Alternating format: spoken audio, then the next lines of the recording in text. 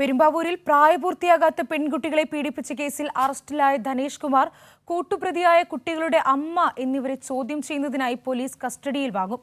നാളെ കസ്റ്റഡി അപേക്ഷ സമർപ്പിച്ചേക്കും. മദ്യം നൽകിയാണ് കുട്ടികളെ പീഡിപ്പിച്ചതെന്ന് പോലീസ് അന്വേഷണത്തിൽ വ്യക്തമായിരുന്നു. 2023 മുതൽ പെൺകുട്ടികളെ ധനേഷ് ലൈംഗികമായി ചൂഷണം ചെയ്തിരുന്നുവെന്ന് പോലീസ് അന്വേഷണത്തിൽ കണ്ടെത്തിയിരുന്നു. മർദ്ദനമടക്കമുള്ള ശാരീരിക ഉപദ്രവത്തരം കുട്ടികൾ ഇരയായതായി പോലീസിന് മൊഴി ലഭിച്ചിട്ടുമുണ്ട്. മദ്യം നൽകിയും ഇയാൾ കുട്ടികളെ പീഡിപ്പിച്ചിരുന്നുവെന്നും അന്വേഷണത്തിൽ വ്യക്തമായിട്ടുണ്ട്. മദ്യം കുടിക്കാൻ കുട്ടികളെ അമ്മ പ്രേരിപ്പിച്ചതായും പോലീസ് കണ്ടെത്തിയ സാഹചര്യത്തിലാണ് അമ്മയെയും പോലീസ് പ്രതി ചേർത്ത് അറസ്റ്റ് ചെയ്തത്.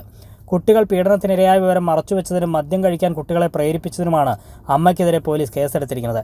ഈ സാഹചര്യത്തിലാണ് നിലവിൽ അറസ്റ്റിലായി റിമാൻഡിൽ കഴിയുന്ന ധനേഷിനെയും കുട്ടികളുടെ അമ്മയെയും കസ്റ്റഡിയിൽ വാങ്ങാൻ പോലീസ് തീരുമാനിച്ചിരിക്കുന്നത്. ഇരുവരെയും കസ്റ്റഡിയിൽ വാങ്ങി വിശദമായി ചോദ്യം ചെയ്യുന്നതിന് അടുത്ത ദിവസം കോടതിയിൽ കസ്റ്റഡി അപേക്ഷ സമർപ്പിക്കാനാണ് കുറുപ്പംപടി പോലീസിന്റെ തീരുമാനം.